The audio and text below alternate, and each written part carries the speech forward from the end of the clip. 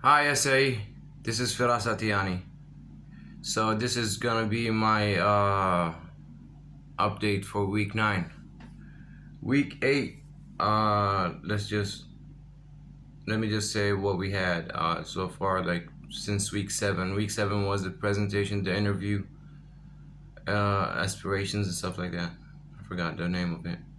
And week 8 was a submission for the ADR project, and I had another video for that. I'm gonna put it on week 8. Week 9 we went to the studio. It was mainly focused on the SSL studio and how to record guitars. We recorded an acoustic guitar and we recorded an electric guitar. Two guitars had different setups, like mic setups. My knees are numb.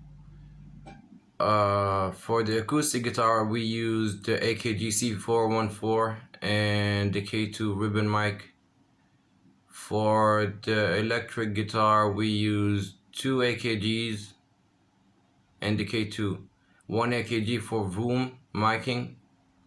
It wasn't placed in far front, and it was like 2 meters high, plus 2 meters high, I guess. Aimed at where the guitar was at, or the player of the guitar, like the artist, the player, the guitar player, you know. And the AK, oh yeah, and the K2 for this is the electric guitar. So the room mic was in front, far front, and 2 meters high, I guess. I'm not really sure. I'm just coming up with like measurements on my own, but it's like 2 meters or more. Aimed at where the guitarist is playing, and the K2 mic was above the shoulder and aimed at the middle of the guitar, same height as the guitarist, almost like same height to, like, it reaches the ear level of the guitarist, and it's like above the shoulder, and it's aimed on the guitar. This is the K2 ribbon mic, and the AKG is placed in front, on axis, and we put it on one polar pattern. I forgot. We put it on Omni. Yeah, we put it on Omni. And yeah, and that was the electric guitar. No, that was, oh, sorry, my bad. That was the acoustic guitar. Yeah, that was the acoustic guitar. The acoustic guitar. I'm sorry, I forgot the acoustic guitar again. It was the K2 above the shoulder and the AKG placed on axis. Because for the electric guitar, we had the room mic, same way I said, and then we had two mics for on the amplifier on axis, both of them. We had the room mic AKG C414. This is the electric guitar now. We had the AKG C414 as a room mic in front on axis, far front. It's not really that, not far, like far front, I would say. And AKG on one speaker of the on the amplifier on axis, and K2 mic on the other one. The K2 mic was on the left speaker of the amplifier, and the AKG C414 was on the right, both of them on axis. And yeah, that was set up for the electric guitar.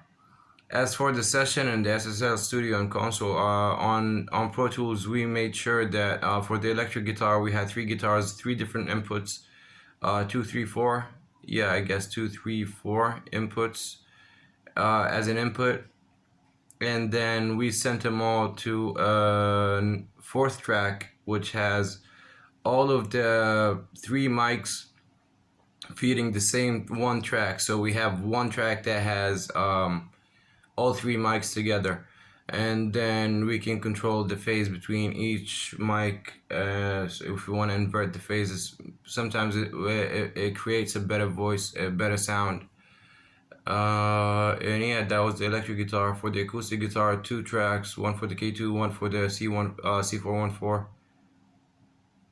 And yeah, and that was pretty much it. Like, just have to record an acoustic guitar and an electric guitar. As for my projects, if we put aside the class that we had, I'm working on my EP. So I have the EP. I recorded the guitarist and I recorded the drummer, but I think I'm gonna record the drummer again. I'm not really sure because I have a different plan now for the drums. But as for the guitar, I have 3 different guitars. Not 3 different guitars, like 3 different compositions of an electric guitar for the 3 songs. I hate saying but yeah, I got the tracks, I got the guitars, the recorded guitars, recorded played guitars, and I put them on the DAW on Ableton again. I'm not going back to Pro Tools. I had enough with it with the ADR stuff. Pro Tools gives me a headache, and I would not want to use it again. So I put them on Ableton, and I made sure that they fit the tempo exactly. So I fixed all of that because sometimes like they're on beat. This is what I'm trying to say. I made sure that they're on beat because sometimes the guitars, no matter how much the guitarist is good, they're gonna be off beat for even if for like a second, or like a bar or half a bar or quarter of a bar, you know. So I fixed that, and I have the loops ready, and I have the 3 songs constructed as an intro, verse, chorus, bridge. I do it like this: intro, verse, bridge to chorus. This is what I call it, and chorus out, and then go back to the second verse, and on and on. And then there's the middle 8. I'm not really sure if I'm gonna use that in all of my songs, but yeah, I have samples 30 seconds for each sample, not for each song. It's just samples. The perfect thing in the samples is the guitar, and that's it. That's about it. The other stuff I used for the drums in them, I use a sample. One is like recorded drums, and I use like vocal samples, but it's just for preview. And that's about it. That's an 8-minute video, but yeah, so I'm almost done with that. EP is not gonna be a problem.